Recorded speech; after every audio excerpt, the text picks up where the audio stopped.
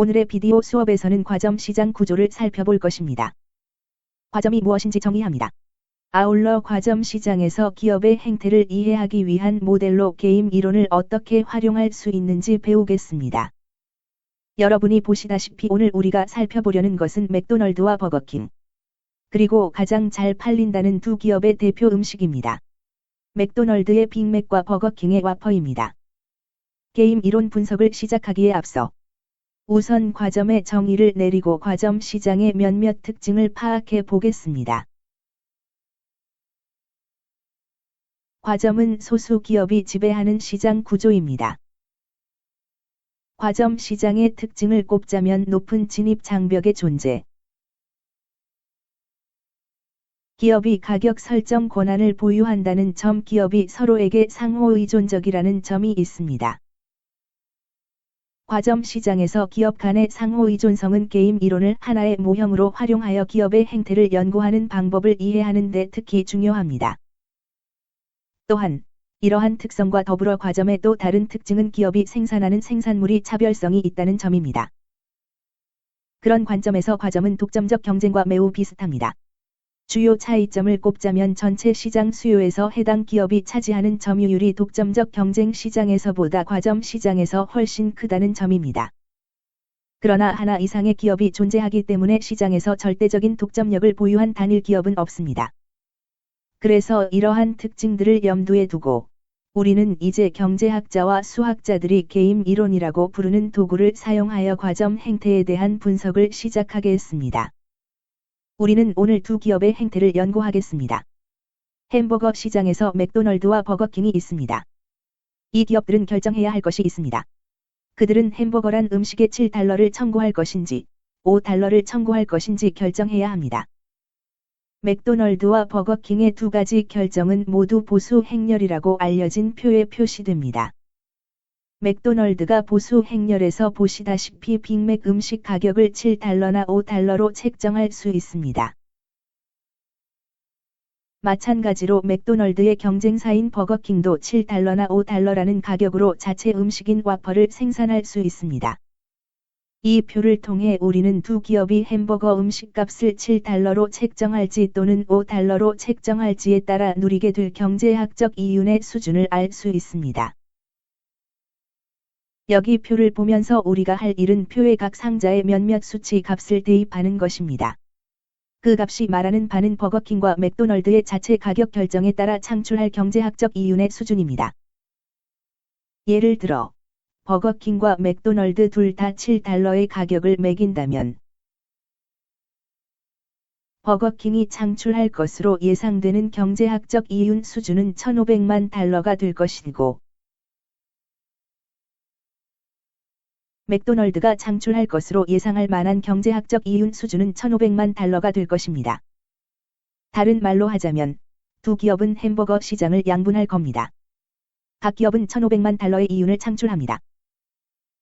다음 질문은 버거킹이 가격을 $5로 인하하면 어떨까 하는 겁니다.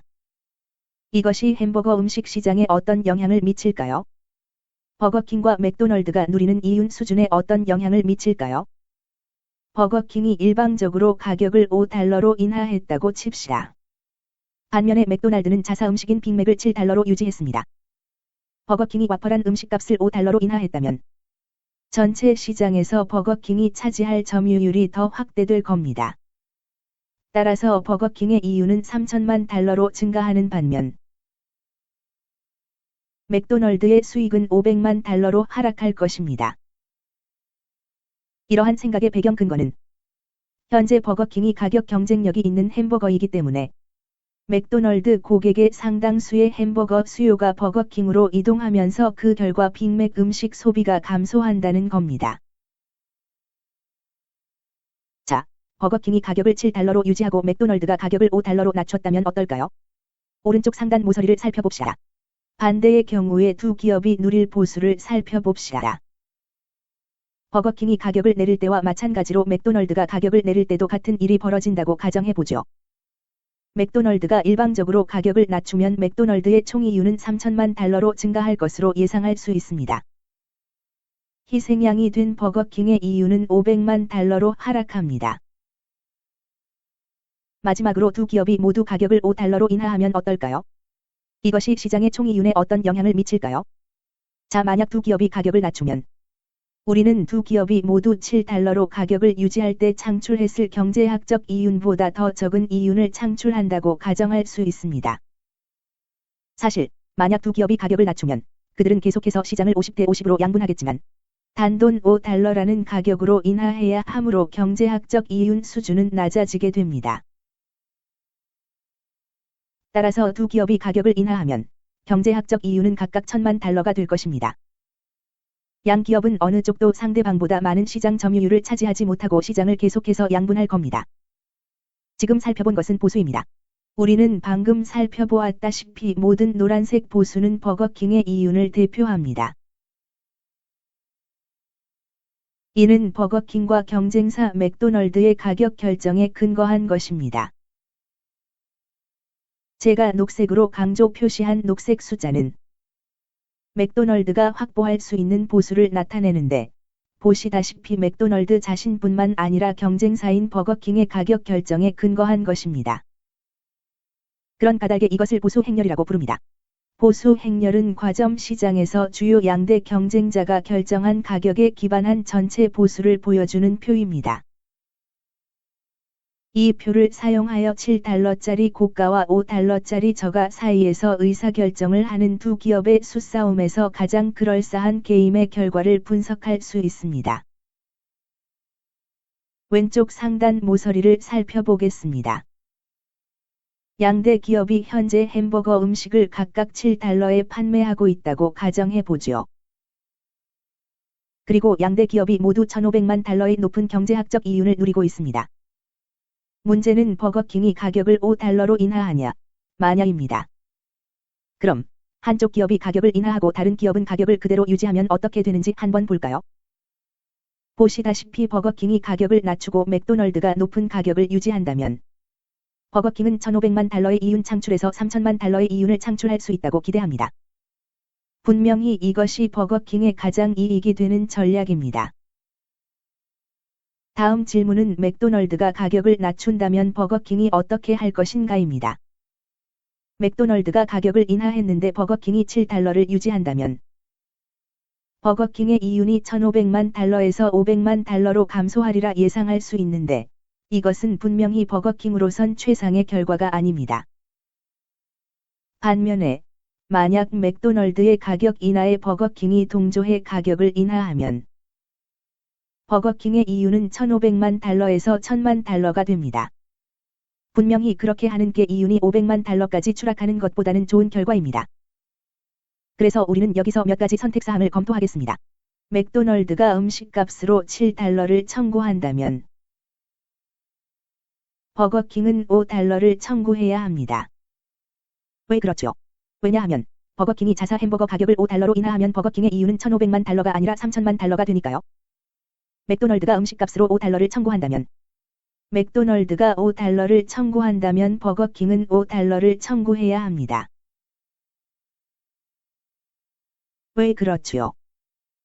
보수 행렬에서 시연해 보였듯이 맥도널드가 가격을 5달러로 인하함과 동시에 버거킹이 가격을 5달러로 인하하면 버거킹은 이윤이 1,500만 달러에서 500만 달러로 하락하는 것을 저지하게 되고 그 대신 이윤이 1,500만 달러에서 단 1,000만 달러로 하락할 뿐입니다. 그러므로 버거킹은 항상 5달러를 청구해야 합니다. 우리는 5달러를 5월 전략이라고 말할 수 있습니다. 과점주의 기업이 경쟁사가 취하는 행동과 상관없이 항상 같은 행동을 해야 한다면 5월 전략이 존재합니다. 버거킹의 경우 항상 5달러를 부과해야 합니다. 버거킹은 항상 5달러를 청구하면 더 이득이 될 수 있습니다. 맥도널드가 7달러를 청구하든 5달러를 청구하든 상관없이 말입니다. 우리는 버거킹이 경쟁사의 행동에 기반해 5달러를 부과할 때 항상 경제적 유인이 존재한다는 점을 시연함으로써 5월 전략의 존재를 증명했습니다. 맥도널드의 보수가 버거킹의 보수와 동일하기 때문에 5달러는 맥도널드의 5월 전략이기도 합니다. 만약 버거킹이 7달러를 부과한다면 맥도널드는 가격을 5달러로 낮추어 경제학적 이윤 창출을 확대할 수 있습니다. 사실 맥도널드는 경제학적 이윤 창출이 2배로 뛰는 걸 경험할 수 있습니다. 반면 버거킹이 다시 $5를 청구하면 맥도널드도 역시 $5를 청구해 경제학적 이윤을 높은 수준으로 확대할 수 있습니다. 햄버거 시장에서 맥도널드와 버거킹 사이 벌어지는 고가 내지 저가 게임 속에서 양대 기업의 5월 전략은 $5 가격 부과입니다. 이것이 게임 결과에 향방에 던져주는 의미는 무엇일까요? 다시 말해 이것이 햄버거 소비자나 양대 햄버거 생산 기업에 던져주는 의미는 무엇인가요? 결과적으로 햄버거의 가격은 항상 $5와 같게 될 것이며 두 기업이 누릴 경제학적 이윤 수준은 $10,000,000에 불과하다는 겁니다. 이 같은 결과가 주는 의미는 서로 단합하거나 협력할 수 있는 능력이 없으면 맥도날드와 버거킹이 항상 낮은 가격으로 생산물을 판매하는 결과가 되며 두 기업이 모두 가격을 높게 책정했을 때 달성할 수 있는 것보다 낮은 수준의 경제학적 이윤을 얻게 된다는 것입니다. 그러나 이것이 과점 시장의 본질입니다. 기업들은 서로 간에 상호 의존적입니다. 버거킹은 일방적으로 $7를 청구할 수 없습니다. 왜냐하면 항상 가격을 $5로 인하할 경제적 요인이 존재하기 때문입니다. 맥도널드는 마찬가지로 $7의 가격을 부과할 수 없습니다. 만약 그렇게 한다면 버거킹은 가격을 인하할 것이고 맥도널드의 이윤은 $5,000,000로 하락할 것이기 때문입니다. 양사 모두 가격을 $5로 인하할 강력한 경제적 요인이 존재합니다. 과점 기업의 행태와 경쟁 기업의 행태는 상호 의존성이 높습니다. 이것이 게임 이론이 우리에게 제시하는 바입니다. 이걸 게임이라고 하는 까닭은 기본적으로 양자택일 게임이니까요. 기업은 높은 가격을 청구하거나 낮은 가격을 청구할 수 있습니다. 단지 가격뿐만 아니라 다른 것으로도 게임을 진행할 수 있습니다. 다른 게임을 꼽자면 광고를 할지 말지를 선택하는 것과 할인을 제공할지 말지를 선택하는 것도 있습니다. 봄 세일을 할지 말지를 선택하는 것도 있습니다. 기업의 이유는 기업 자체의 행태에 따라 달라질 뿐만 아니라 마찬가지로 중요한 것은 과점에서 기업의 이유는 경쟁사의 행태에 따라 달라진다는 겁니다.